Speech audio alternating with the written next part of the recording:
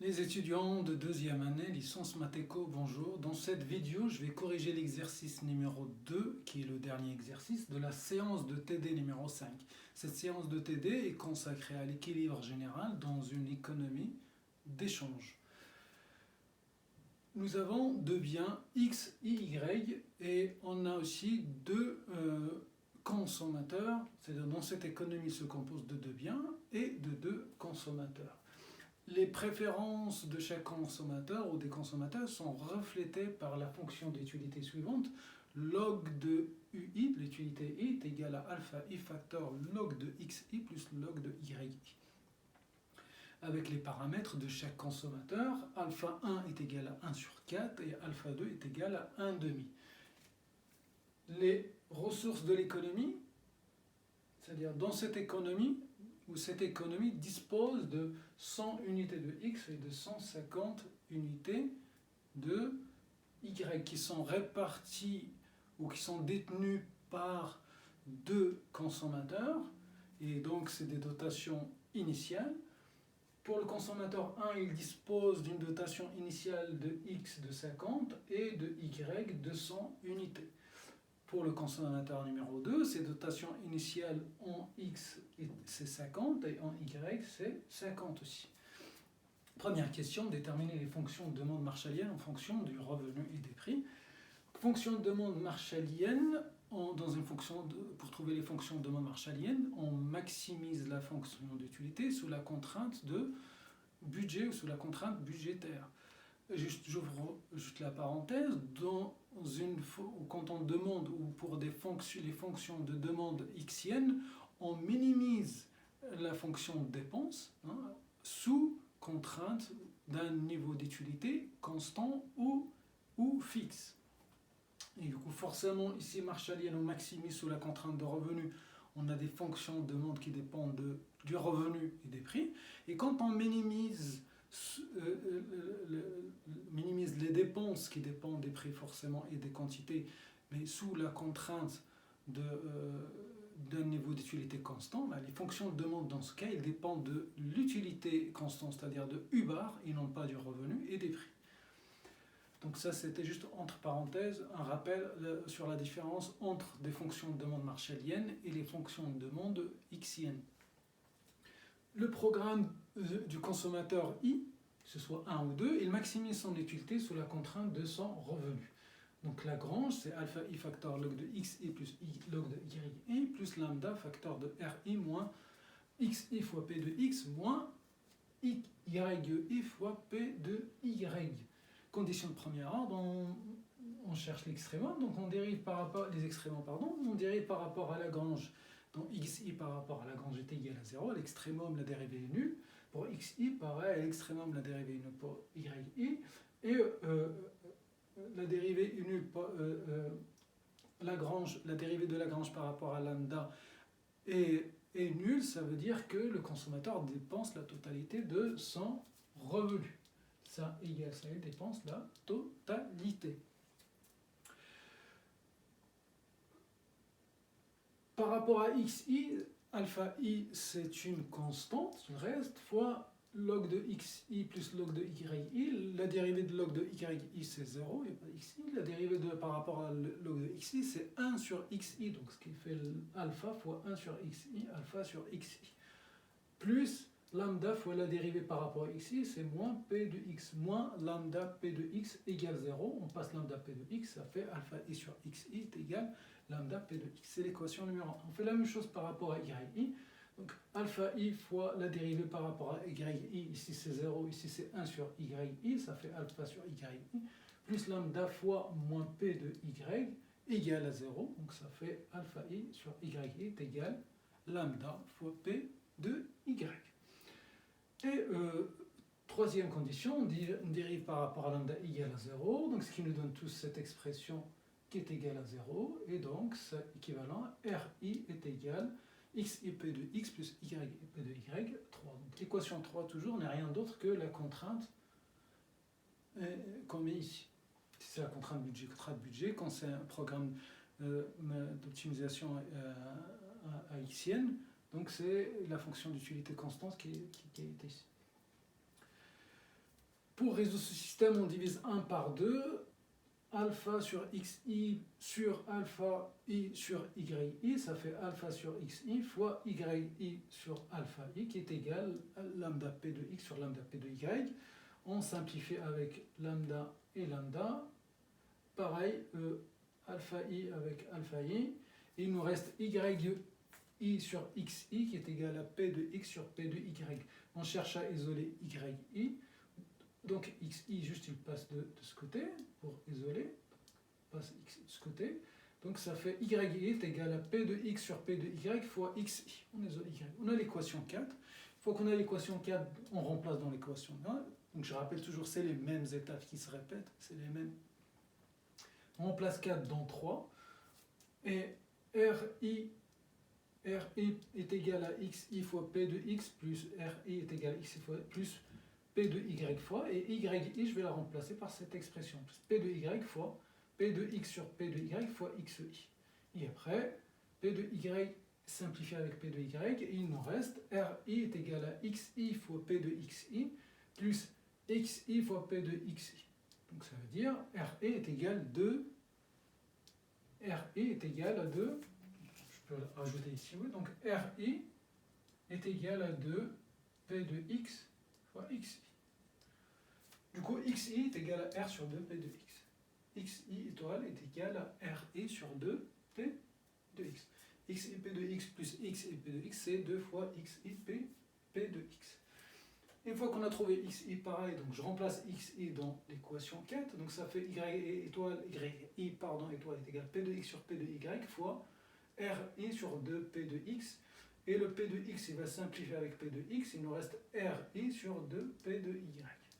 RI sur 2 p de y. Voilà les fonctions de demande d'une manière générale en fonction de xi et de yi. Deuxième question, nous demande de déterminer l'équilibre général. Donc ça c'est l'équation numéro 2. La question numéro 2. L'équilibre général, donc avant de déterminer l'équilibre général, on détermine déjà l'équilibre de l'entreprise, l'équilibre des deux consommateurs, parce qu'on connaît leur revenu. Le revenu du consommateur 1.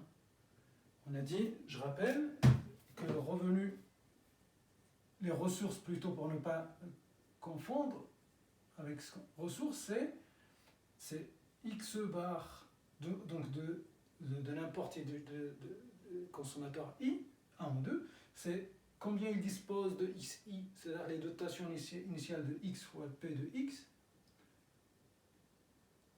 plus dotation initiale de y fois p de y. Voilà le revenu.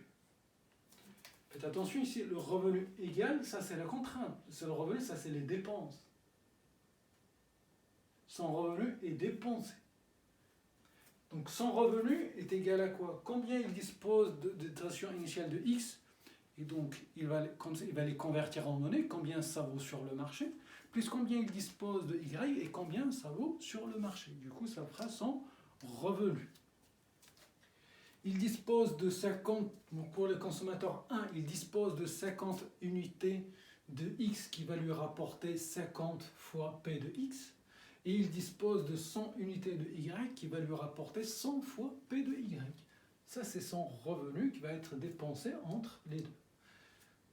On a trouvé d'une manière générale xi étoile et y étoile. Donc, je remplace x1 pour le consommateur numéro 1 est égal à R1 sur 2p de x. Et R1, c'est ça. Donc, son revenu celui-là, donc je remplace. x1 est égal à R1 sur 2p de x. Et R1, c'est 50p de x plus 100p de y. Je sépare ici, 50p de x sur 2p de x c'est 25, plus 100 sur 2 ça fait 50, et p de y sur p de x. Pour y, la quantité, la demande à l'équilibre en y1, c'est toujours la même chose, son revenu sur 2p de y, RI sur 2p de y, donc R1 sur 2p de y, 50p de x sur 2p de y, je sépare ici, ça fait 25 p de x sur p de y, 25 p de x sur p de y, 100 P de Y sur 2 P de Y, P de Y, P de Y simplifié, 100 sur 2 c'est 50. 50 plus 25 P de X sur P de Y. Et on fait la même chose pour le consommateur numéro 2. Le consommateur numéro 2, son revenu, c'est ces dotations initiales pondérées par le prix. Il dispose de 50 unités de X qui va lui rapporter 50 unités fois le prix de X, ou qui vaut sur le marché 50 fois P de X. Il dispose de 50 de Y, donc plus ce qu'il dispose en Y, et ça vaut 50 le nombre d'unités fois le prix de Y. Ce revenu, on va le remplacer tout simplement. Pareil, pour trouver X2, on est pour le consommateur 2, donc c'est le revenu 2 sur 2P de X. C'est son revenu sur 2P de X. Pareil, 50P de X sur 2P de X, ça fait 25. Et 50P de Y sur 2P de X, ça fait 25P de Y sur P de X. Pour Y étoile 2, donc c'est R2 sur 2P de Y. R2 sur 2P de Y, on sépare pareil ici. 50P de X sur 2P de Y, ça fait 25P de X sur P de Y, 25P de X sur P de Y, plus 50P de Y sur 2P de Y, on simplifie avec P de Y, il reste 50 sur 2, ça fait 25. 25 plus 25, P de X sur P de Y. Donc on a trouvé les fonctions maintenant de demande, et qui ne dépendent que des rapports des prix. Ce qu'on a remplacé, du coup, on n'a plus RI, et il ne dépend que des rapports des prix. Et nous, on cherche les fonctions de demande, bien sûr, on cherche combien il va consommer de bien X et combien il va consommer de bien Y. C'est-à-dire qu'il nous faut un chiffre. J'ai dit, comme on a fait pour l'exercice précédent, on n'a pas la valeur du prix de X, on n'a pas la valeur du prix Y, mais cela ne nous empêche pas de déterminer le rapport des deux prix. On peut calculer le rapport des deux prix sans connaître le prix de X ni le prix du bien Y. Pour cela, on utilise la condition d'équilibre sur le marché. Sur n'importe quel marché, à l'équilibre, l'offre égale la demande. Un marché est équilibré seulement si l'offre est égale la demande, ou la demande égale l'offre. Donc l'offre égale la demande égale l'offre. Donc je fais demande égale l'offre juste pour garder les inconnus, c'est-à-dire le rapport à gauche et le reste à droite. Vous pouvez inverser l'offre égale la demande. Ça ne change pas. Ça ne change rien. Donc la demande, c'est les quantités demandées d'équilibre.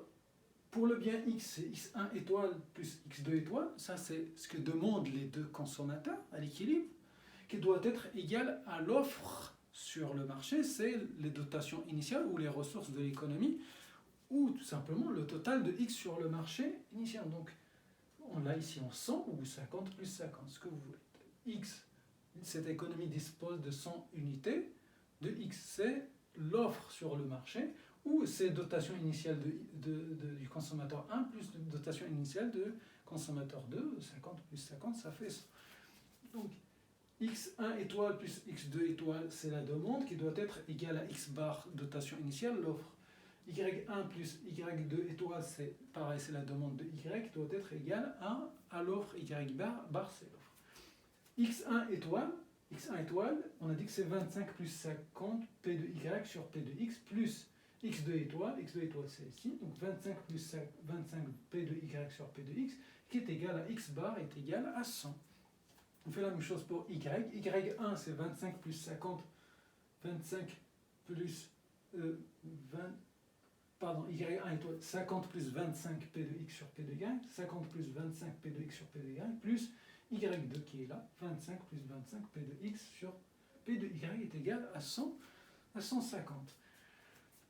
25 plus 25, ça fait 50. On passe 50 de l'autre côté, ça fait 100 moins 50, il nous reste 50. Et de ce côté, il va nous rester 50 P de Y sur P de X, plus 25 P de Y sur P de X, ça fait 75 P de Y sur P de X. La même chose, 50 plus 25, ça fait 75. Je la passe de l'autre côté, ça fait 150 moins 75, ça fait 75. Et de ce côté, 25 P de X sur P de Y plus 25 P de X sur P de Y, ça fait 50 P de X sur P de Y. Le rapport, ici j'isole le rapport, P de Y sur P de X, c'est 50 sur 75. 50 sur 75 qui est 2 sur 3. Hein. Un rapport, il faut toujours le simplifier, il faut qu'il soit irréductible. Donc c'est 2 sur 3. Pareil, 50 P de x sur P de y égale 75. Donc P de x sur P de y est égal 75 sur 50. 75 sur 50, c'est 3 sur 2. Donc P de y sur P de x égale 2 sur 3. Donc P de x sur P de y égale à 3. 2, 3, 3, 2. P de y sur P de x, 2 tiers. P de x, vous inversez, ça fait 3 demi. Voilà. Une fois qu'on a trouvé les deux rapports, on n'a qu'à les remplacer chaque fois pour calculer x1 étoile, x2 étoile, y1 étoile, y2 étoile. On commence par x1 étoile. x1 étoile, elle est là. 25 plus 50 fois p de y sur p de x. P de y sur p de x, c'est 2 sur 3. 50 fois 2 sur 3, ça fait 100 sur 3. 100 sur 3 plus 25, dénominateur commun c'est 3, 25 c'est 75 sur 3, et donc 100 plus 75 sur 3 plus 100 sur 3, ça fait 175 sur 3. Pour x2 c'est 25 plus 25, p de y sur p de x, p de y sur p de x c'est toujours 2 sur 3, donc 25 plus 25 fois 2 ça fait 50 sur 3, 50 sur 3, dénominateur commun 75 sur 3, 50 plus 75, 125 sur 3, et on vérifie. 75 sur 3 plus 125 sur 3, ça fait bien 300 sur 3, ça fait bien 100 qui est dotation initiale. Ressources d'économie. On fait la même chose pour y. y1 est égal à 50 plus 25 fois p de x sur p de y. Maintenant, p de x sur p de y, c'est 3 sur 2. 3 sur 2. Donc 50 plus 25 fois 3, 75 sur 2.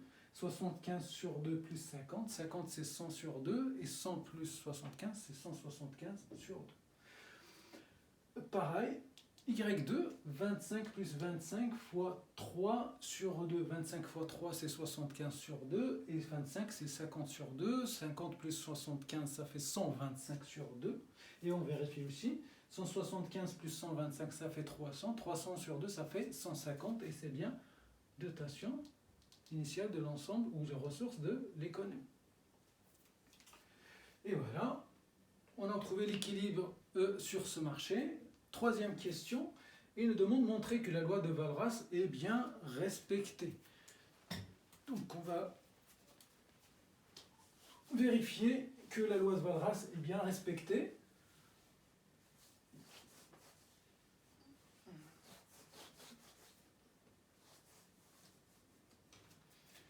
La loi de Walras, je rappelle que, question 3, donc je rappelle que la loi de Walras,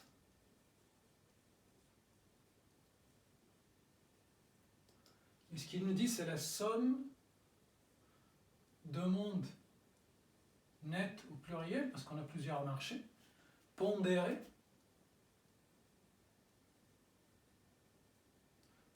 par le prix est égal à 0. Voilà la loi de Walras. On va vérifier que la somme des demandes nettes pondérées par le prix est égale à 0. Juste la somme demande nette pondérée, je mets que c'est DN. La somme demande nette pondérée, juste une abréviation.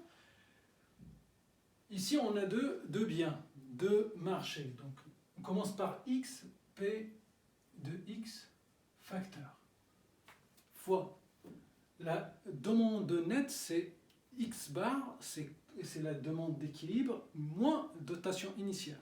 Donc, demande nette, je le mets ici, demande nette d'un bien, on fait X étoile pour l'agent I moins X bar de l'agent I. Ça, c'est pour X, et la même chose pour Y. Donc, c'est XI étoile, donc X1 étoile moins X bar 1, plus X2 étoile moins X bar du consommateur 2, plus le deuxième marché, qui est Y, facteur de Y1 étoile moins Y bar de 1, plus Y étoile du consommateur 2 moins Y bar du consommateur 2. Voilà, là, ça c'est quand on écrit donc la somme des demandes, on a deux marchés, donc on a deux demandes nettes pondérées par les prix. P de Y fois la demande nette du marché Y et demande nette du marché X fois son prix. Donc c'est une demande nette pondérée par le prix. Donc on a la somme de... Si on avait 3 biens, on fait pour les 3 marchés. Si on a 5 et ainsi de suite. Je remplace maintenant P de X facteur. X1 étoile, donc X1 étoile, c'est 175 divisé par 3, moins X1 bar. X1 bar, il est là. X1 bar, c'est 50. Moins 50. Plus X2 bar. X2 bar, c'est 125 sur 3. 125 sur 3. Moins X bar 2. X bar 2, il est là, c'est 50. Plus P de Y. Y1 étoile. Y1 étoile, c'est celle-là, c'est 175 sur 2. Moins Y1 bar. Y1 bar, c'est 100.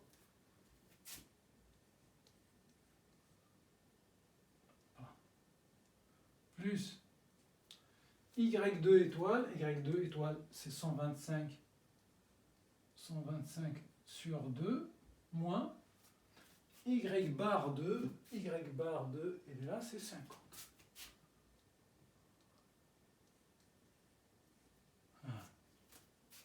Et on calcule tout ça.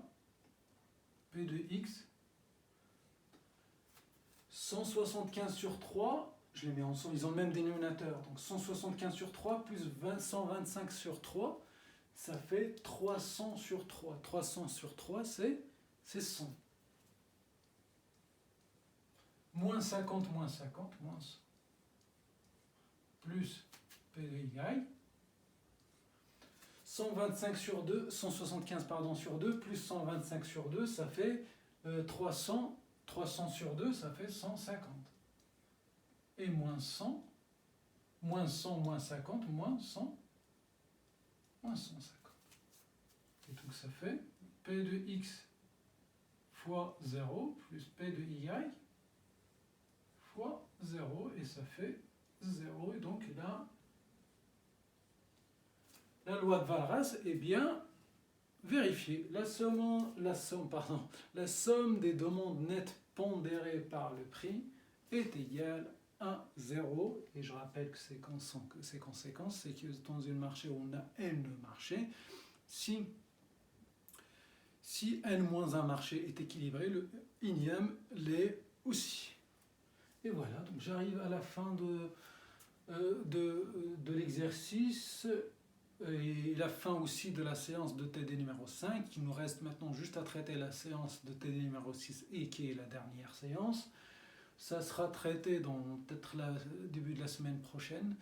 Et d'ici là, je vous dis bon courage et révisez bien et à très bientôt.